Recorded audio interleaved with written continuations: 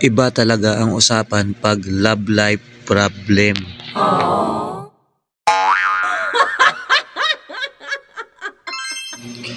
Yo, what's up mga idol? Dahil nga linggo ngayon, day off namin at problemado pa yung isang kasama natin, love life problem mga idol. Kaya ito, nagluto tayo ng pulutan mga idols. Di ba nga?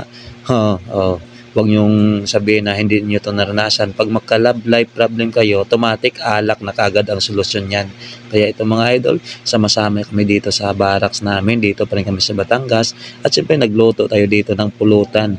Liig ng manok. I-adobo natin yan mga idol. Gawin nating sweet and spicy para may pulutan yung problemado nating kaibigan mga idol.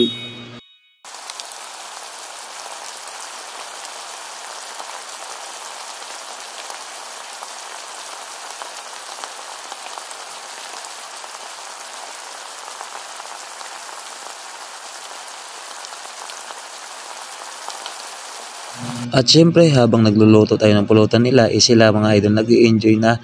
Pero deep inside yung mga idol nasasaktan na yan. Iba talaga yung epekto pag love life ang pinag-usapan mga idol. Kasi ako, aminado din ako, naranasan ko na rin yan mga idol. Siyempre hindi mawawala yung kalukuhan. Basta ganyan talaga kami magkaibigan mga idol, parang bata lang.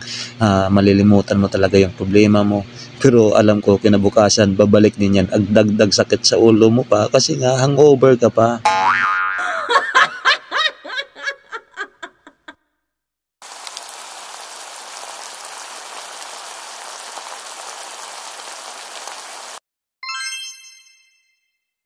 At nang maluto na ngayong adobo nating pulutan mga idol, siyempre ilagay na natin sa mesa nila. Yan, napakasimple lang mga idol, yung Sunday day natin. Siyempre, sasabayan natin yung problemado natin kaibigan, makipag-inuman tayo mga idol. Kasi nga day off naman, kaya nagsimula na yung nagsimula na yung kulitan.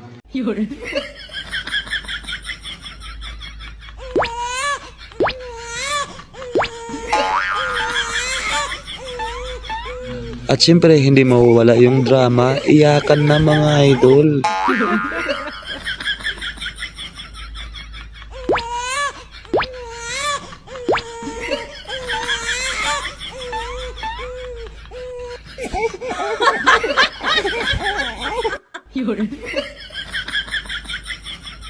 At kung meron umiiyak, meron ding action star.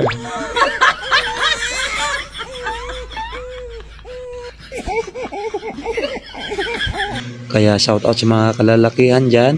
Comment na kayo kung naranasan nyo to. Pagdating sa love life, iba talaga yung pinag-usapan. Siyempre pa love life yan, alak talaga basta lalaki ka.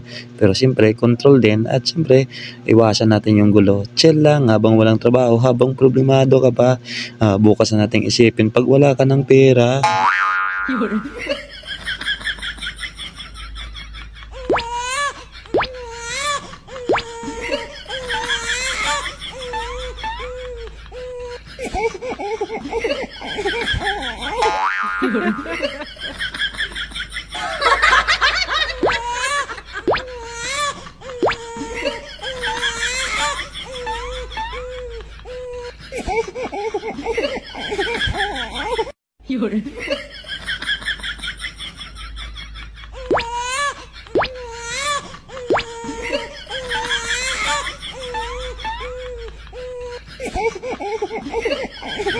Kaya hindi talaga mawawala ang kaunting lambingan kapag may tama na.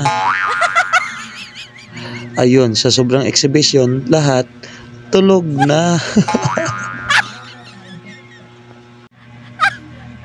Nga, apa ka.